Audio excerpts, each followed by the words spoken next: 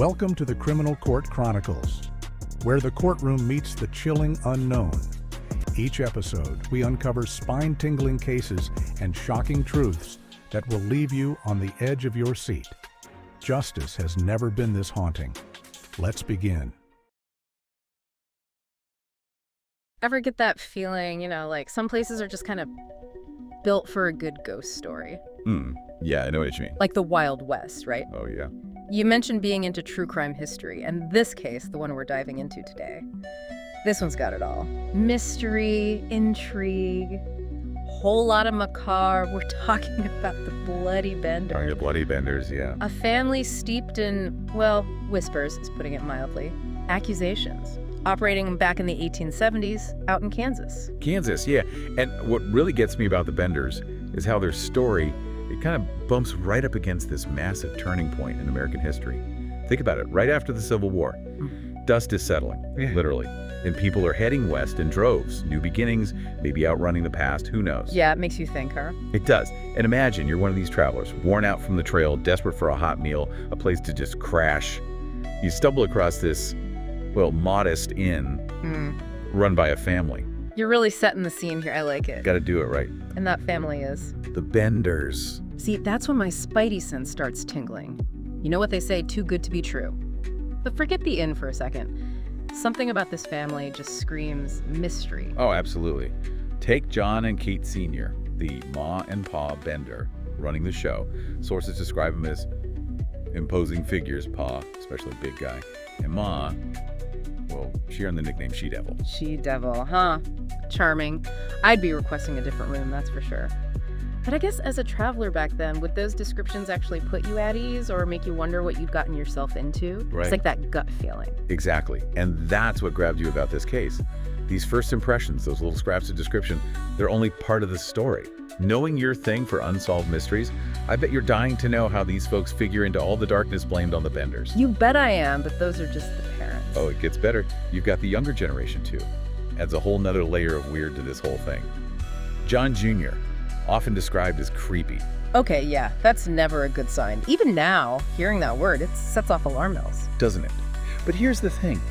How much can we actually trust these descriptions, especially after all this time and with all the accusations swirling around? It's like trying to solve a puzzle with like half the pieces missing and the other half probably belong to a different puzzle. No. We've got these scattered bits and pieces about the Benders, but how much of it's actually true and how much is just, rumors and folklore?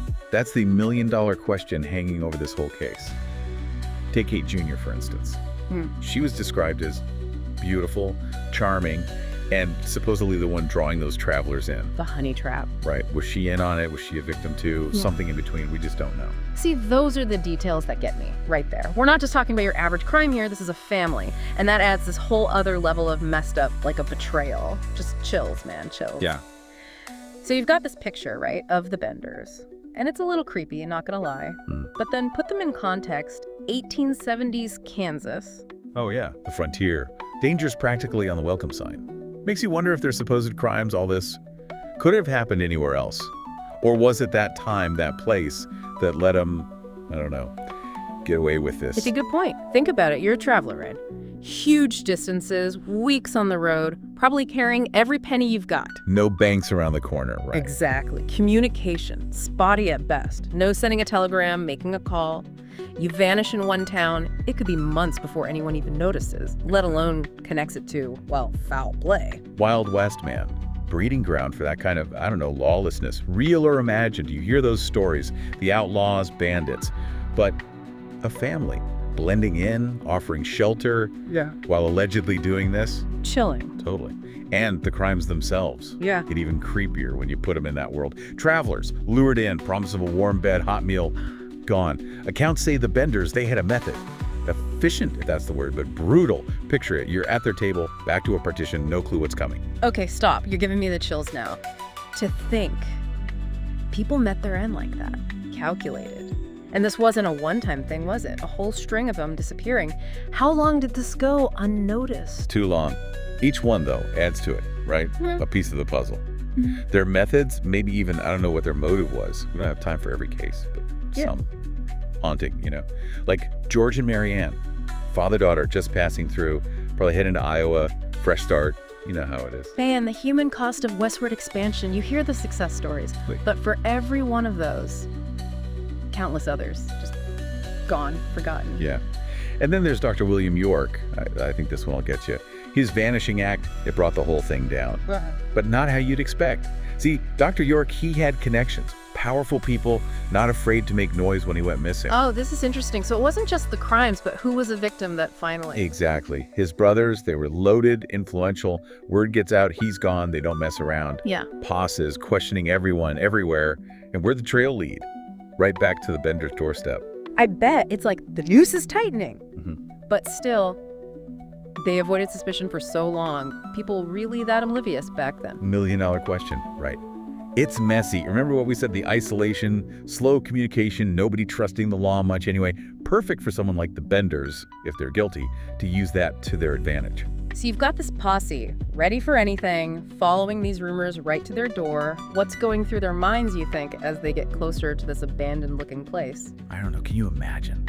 The weight of it all, right? This mystery hanging over everything, and now... They're walking right into it. Exactly. The animals just left there, no one around.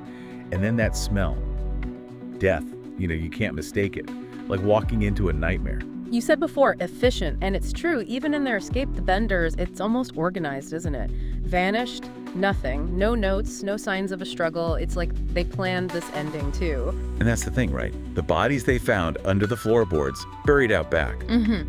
It confirmed everything people were afraid of. But it opened up so many more questions too. Were they even really John and Kate?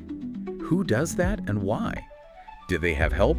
Someone else no one suspected. It's like the deeper you go, the less you actually know for sure. But the escape, though, that gets me. Into thin air. Just luck. Or did they know this was coming? That's what everyone wants to know. Some say they had it all figured out. A hideout, supplies, waiting for the right moment. Others think maybe they blended in with some wagon train, new names, new life.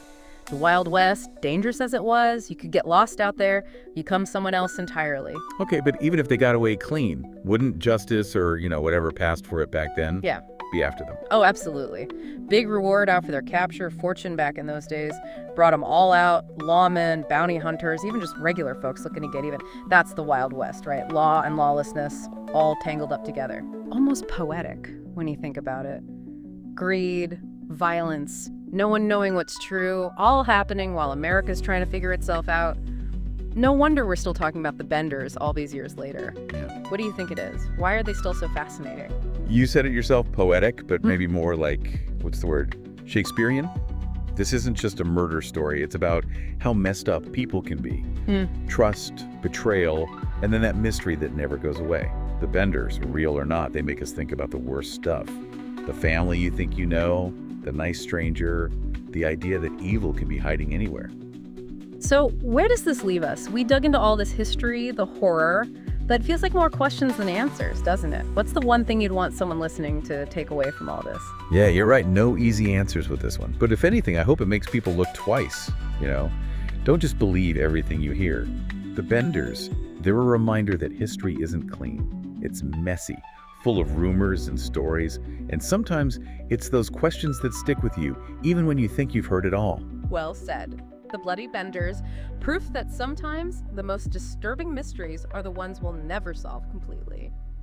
Thanks for coming along on this deep dive, everyone. Until next time, keep your eyes open, keep asking questions, and maybe, just maybe, sleep with the lights on.